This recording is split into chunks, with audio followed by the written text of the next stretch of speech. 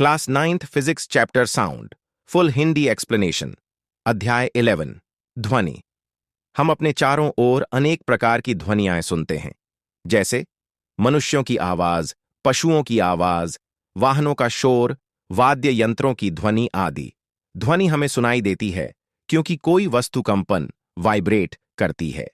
ध्वनि का उत्पादन प्रोडक्शन ऑफ साउंड ध्वनि कंपन करने वाली वस्तुओं से उत्पन्न होती है। गतिविधि एक ट्यूनिंग फॉर्क को रबर पैड पर मारो और उसे कान के पास लाओ। आप कंपन महसूस करेंगे और ध्वनि सुनाई देगी। यदि उसी कंपन करते हुए फोर्क को पानी में डाल दें तो पानी में तरंगें बनती दिखाई देंगी। इससे सिद्ध होता है कि ध्वनि कंपन से उत्पन्न होती है। ध्वनि का संचरण प्रोपगेशन ऑफ साउंड। जब कोई वस्तु कंपन करती है तो उसके आसपास के माध्यम, हवा, पानी या ठोस के कण हिलने लगते हैं। ये कण आगे के कणों को हिलाते हैं और इस प्रकार ध्वनि आगे बढ़ती है। ध्वनि ठोस, द्रव और गैस तीनों में फैल सकती है, लेकिन निर्वात वैक्यूम में नहीं फैलती। ध्वनि तरंगें अनुदैर्ध्य होती हैं। Sound waves are longitudinal waves. ध्वनि तरंगों में माध्यम के कण तरंग के चलने की दिशा में आगे पीछे कंपन करते हैं। ध्वनि तरंग में दो भाग होते हैं, संपीड़न कॉम्प्रेशन, जहां कण पास पास होते हैं, दाब अधिक होता है। विरलन रेरिफैक्शन, जहां कण दूर दूर होते हैं, दाब कम होता है।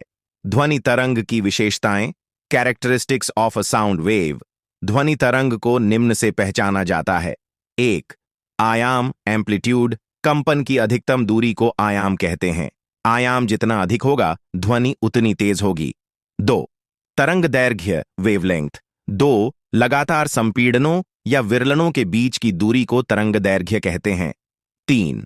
आवृत्ति फ्रीक्वेंसी। 1 सेकंड में होने वाले कंपन की संख्या को आवृत्ति कहते हैं। इकाई बराबर हर्ट्ज। आवृत्ति अधिक एरो आवाज तीखी आवृत्ति, कम एरो आवाज भारी 4। समय अवधि टाइम पीरियड, एक कंपन में लगने वाला समय। T बराबर 1/f। ध्वनि की चाल स्पीड ऑफ साउंड। ध्वनि की चाल माध्यम पर निर्भर करती है। ठोस में सबसे अधिक, द्रव में कम, गैस में सबसे कम। हवा में 25 डिग्री सेल्सियस पर चाल लगभग 346 मीटर प्रति सेकंड। विभिन्न माध्यमों में ध्वनि की चाल तालिका एल्यूमिनियम 6420 मीटर प्रति सेकंड, स्टील 5960 मीटर प्रति सेकंड, पानी 1482 मीटर प्रति सेकंड, हवा 346 मीटर प्रति सेकंड, हाइड्रोजन 1284 मीटर प्रति सेकंड। ध्वनि का परावर्तन रिफ्लेक्शन ऑफ साउंड।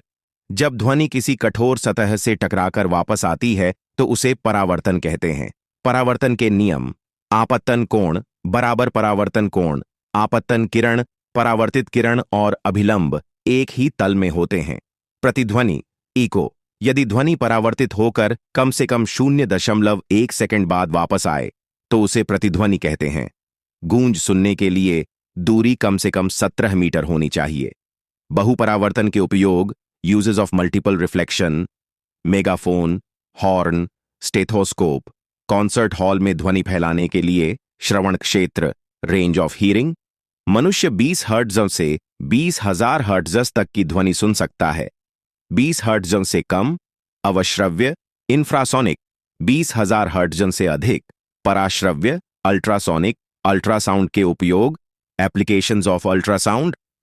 गर्भ में बच्चे की जांच, किडनी स्टोन पहचानना, मशीनों में दरार ढूंढना, सफाई में समुद्र में दूरी मापना।